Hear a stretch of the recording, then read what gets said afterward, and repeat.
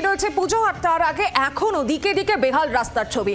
বর্ষায় রাস্তার দুর্ভোগ বেড়েই চলেছে। আর কতদিন এই রাস্তা যন্ত্রণা সহ্য করতে হবে? কলকাতা থেকে জেলা বিভিন্ন জায়গায় বিভিন্ন প্রান্তে একই ছবি রাস্তার।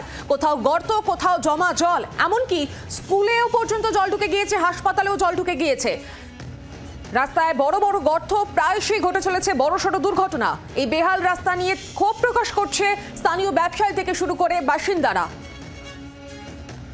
সামনেই রয়েছে নানা উৎসব, আর তার আগে এখনো পর্যন্ত রাস্তার এই বেহাল ছবি উঠে আসছে। প্রত্যেক বছর বর্ষা আসলেই এই ছবি দেখা যায়, আর দুর্ভোগ বাড়ে নিত্যযাত্রী থেকে শুরু করে স্থানীয় বাসিন্দাদের। আমরা খিদিরপুরের দিকে নজর রাখবো। খিদিরপুরের ঠিক কি ছবি উঠে আসছে, আমার সঙ্গে সরাসরি রয়েছেন প্রতিনিধি অয়ন ঘোষাল। অয়ন, খিদিরপুরে কি ছবি দেখা যাচ্ছে?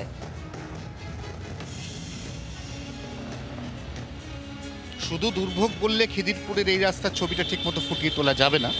রাস্তার ছবি দেখলেই বোঝা যাবে যে এটা আদতে কলকাতার রাস্তা কিনা তা নিয়ে সংশয়ের যথেষ্ট অবকাশ রয়েছে। কারণ গোটা রাস্তাটা খাটালের থেকেও খারাপ অবস্থায় রয়েছে। রাস্তার মধ্যে প্রমাণ মাপের গর্ত, রাস্তা পুরো ফুটি ফাটা, তার মধ্যে গাড়ি ঢেউ খেলতে খেলতে নাচতে নাচতে কোনো ক্রমে অত্যন্ত ধীর গতিতে সামনের দিকে এগোচ্ছে। চার চাকা গাড়ি বা বড় গাড়ির ক্ষেত্রে তবু যাতায়াতের একটা ন্যূনতম সুবিধা রয়েছে। সব থেকে ঝুঁকি সেই সমস্ত মানুষের যারা এখান দিয়ে টু হুইলার চালিয়ে নিয়ে যাচ্ছেন, কারণ টু হুইলার চালকরা বুঝতেই পারছেন না এখানে কোন গর্তে ঠিক কতটা জলের গভীরতা, এবং সেই গর্তে সামনের বা পেছনের চাকা পড়লে বাইকটা সোজা থাকবে নাকি একদিকে কাত হয়ে দুর্ঘটনা ঘটবে। ঠিক এরকমই ভোগান্তির রোজনামচা এই খিদিরপুরে বিগত প্রায় 3 থেকে 4 বছর ধরে চলছে। রাস্তা সারানোর কোনো নামগন্ধ নেই।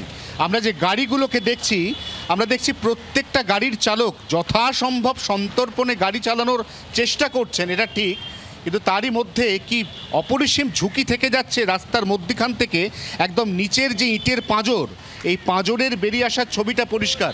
কেমন বুঝছেন? কেমন বুঝছেন? কথা বলার চেষ্টা অবশ্যই করব। আমরা সেই রাস্তার ছবি দেখতে দেখতেই সামনে একজন রাইডারকে পেয়েছি, আমরা তার সঙ্গে কথা বলার চেষ্টা করব। কিরম বুঝছেন? খুবই খারাপ অবস্থা। সাধারণ যাত্রীদের কোনো রকম নিরাপত্তা নেই। বিশেষ করে আপনার মোমিনপুর থেকে শুরু করে আপনার এই খিদিরপুর মোড় অবধি দেখুন, আমরা আমাদের জীবনকে হাতে নিয়ে যাচ্ছি।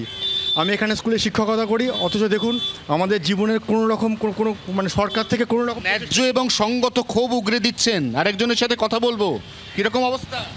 সামনে অ্যাক্সিডেন্ট হয়েছে এই খারাপ রাস্তার জন্য, একজন লোক প্রায় গাড়ির তলায় পড়ে রয়েছে। এখন আপনারা গেলে দেখতে পাবেন কিছু দূর সামনেই এই এগিয়ে এই রাস্তার অবস্থার জন্য এরমভাবেই প্রতিদিন চলছে। আমার বাড়ি বেহালা, মানে এখান থেকে আমাকে প্রায় দিনই হাওড়া যেতে হয়। তো এই রাস্তাটা আপনার তারাতলা টু মানে আপনার স্ট্রেট গ্যারেজের যে রাস্তা, মানুষের কষ্টের কোনো সীমা নেই। রাস্তাটা কিরকম বুঝছেন? রাস্তার অবস্থা খুবই খারাপ। আস্ত থাকছে না, ভেঙে যাচ্ছে। ভেঙে যাওয়ার তো চান্স বেশি, পাল্টি হয়ে যাওয়ার চান্সও বেশি থাকে। থেকে বলছেন অটো নাকি উল্টে যাওয়ার চান্স বেশি, খুব স্বাভাবিক, ঠিক কথা বলছেন। আমি আবারও বলছি, রাস্তার গর্তের গভীরতা আমরা ওপর থেকে বুঝতেই পারছি না। যে চালক রোজ গাড়ি চালাচ্ছেন তার তবু একটা আন্দাজ আছে। যারা এই রাস্তা দিয়ে হঠাৎ করে একদিন যাচ্ছেন তাদের পক্ষে বোঝা সম্ভব নয়। ওই যেখানে আমি আঙুল নির্দেশ করছি, ওখানকার গভীরতা হচ্ছে একটা গাড়ির প্রায় চাকা ডুবে যাওয়ার গভীরতা। টু হুইলারের চাকা সেখানে পড়লে তার কি ভয়ঙ্কর পরিণতি, সেটা কিন্তু এখানে বলে বোঝানোর অপেক্ষা রাখে না। একদমই অয়ন, সেই ছবি দেখা যাচ্ছে, ভয়ঙ্কর সেই রাস্তার ছবি, যেখানে জলমগ্ন চারদিক এবং এর পাশাপাশি রাস্তায় গর্ত, বড় বড় গর্ত, প্রতিনিয়ত বড়সড় দুর্ঘটনা ঘটে চলেছে। বাংলার আওয়াজ, বাঙালির আবেগ, জি 24 ঘন্টা।